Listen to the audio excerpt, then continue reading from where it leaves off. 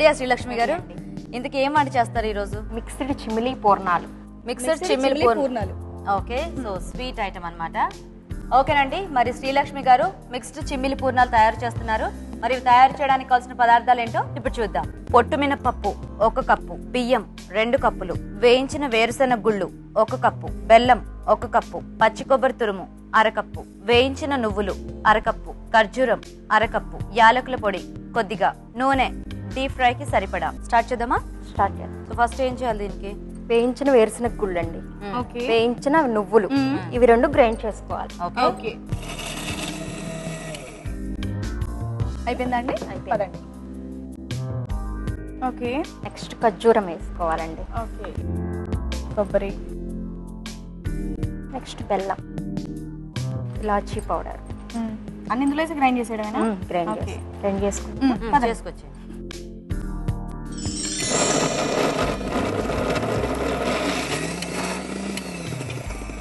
అయిపోయిందండి. అయిపోయిందండి.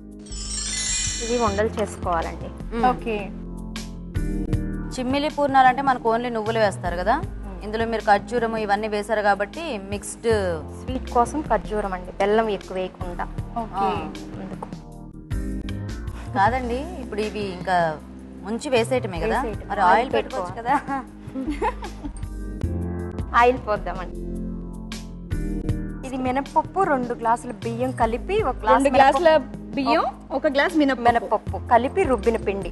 ఓకే, అరుణ గారు ఆల్రెడీ రుబ్బేసి తీసుకొచ్చారు పిండిని, అంటే నానబెట్టి చేయడానికి కాస్త టైం పడుతుంది కాబట్టి. ఓకే, సరిపోతుందండి ఈ వేడి? సరిపోతుందండి. ఇలా శుక్రవారం పూట ఏం చేస్తారు స్పెషల్స్? పాయసం, పులిహోర.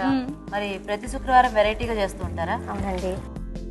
మరి మీరు ఇప్పుడు చేసి చూపించేవి అందరూ కూడా చక్కగా చేసుకోవాలి కదా. అవునండి. మీరు చక్కగా బాగా చెప్తూ చేశారనుకోండి, నెక్స్ట్ శుక్రవారానికి ఇది పెట్టేస్తారు కదా. అవునండి. అవును కదా.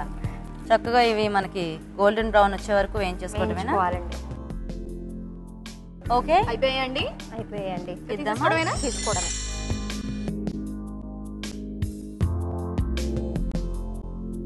ఓకేనా? ఓకేనండి. రెడీ? ఆఫ్ చేసేనా?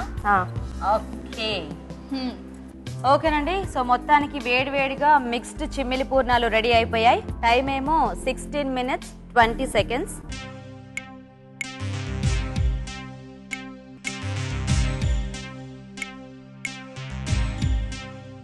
శ్రీలక్ష్మి గారు, మీరు చేసిన మిక్స్డ్ చిమ్మిలి పూర్ణాలు దాని గురించి చెప్పాలంటే, మీరు పైన పూతపిండి ఉంది కదండి, అది చాలా థిక్గా తీసుకున్నారు. అంటే మీరు హడావిడి కూల్గా చేయండి, ఇంట్లో చేసినట్టు చేయండి ఎప్పుడైనా కూడా. అంటే మనం ఎప్పుడు కూల్గా ఉంటామో మన పర్ఫార్మెన్స్ కూడా అప్పుడు బాగుంటుంది. ఓకే, సో అది చాలా థిక్గా ఉండింది. So it was very thick, oil ఎక్కువ ఉండింది. మేము అసలు ఇట్ వాజ్ లిటిల్ డిఫికల్ట్ అనమాట.